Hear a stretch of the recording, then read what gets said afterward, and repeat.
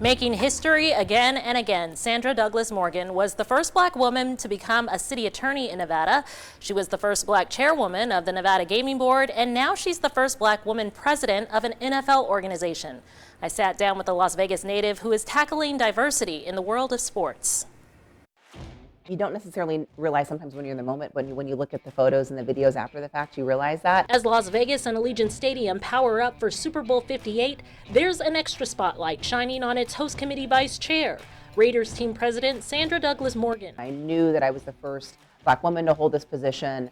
But also at the same time, I knew the Raiders have such a rich history of not making those decisions for the sake of making them, but putting the right people in place, which included the first African-American head coach in Art Shell, and the first Latino head coach in Tom Flores, who's a Hall of Famer, and the first female CEO of an NFL team in Amy Trask. So this isn't something that's new for the Raiders. While Douglass Morgan admits underestimating the gravity of this achievement, she never underestimated the opportunity to build upon the Raiders' legacy of diversity. For the Raiders, it's important that our team reflect our fan base and reflect our community that we're in. A vision shared by Mark Davis, the Raiders owner courting Douglass Morgan to join the team for some time, her reputation preceding her. Born and raised in Las Vegas to a Korean mother who ran the Keno games at the Horseshoe and worked in gaming, and a black father, a U.S. Air Force veteran who retired and worked at the post office. She often worked swing shift. My father worked day shift, so someone was always around us at home. It's funny, as a child, I remember thinking, a lot of my friends had parents that, they had some time alone, but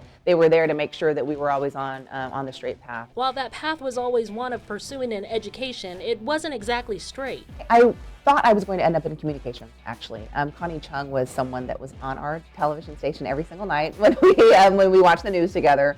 Then I went to UNR, University of Nevada in Reno, for undergrad, and took a constitutional law course. But that was a course that I always look forward to attending, and I just knew I wanted to dig a little bit deeper in con law. Earning her law degree from UNLV, Douglass Morgan went on to become Nevada's first black city attorney, serving in North Las Vegas, and then the first black woman to chair the Nevada Gaming Control Board. Now, as the first black woman president of an NFL franchise, she's changing the game. She says the league and the other team presidents encouraging her to do things her way. I've always believed in effective communication. People are going to be more willing to lead, one, if they understand what the game plan is, and two, if they know that they can trust their leader. A trusted leader of not only the Raiders, but also her family. She met her husband Don in college, and they're raising 2 children, Dylan and Dana. We're a very strong unit.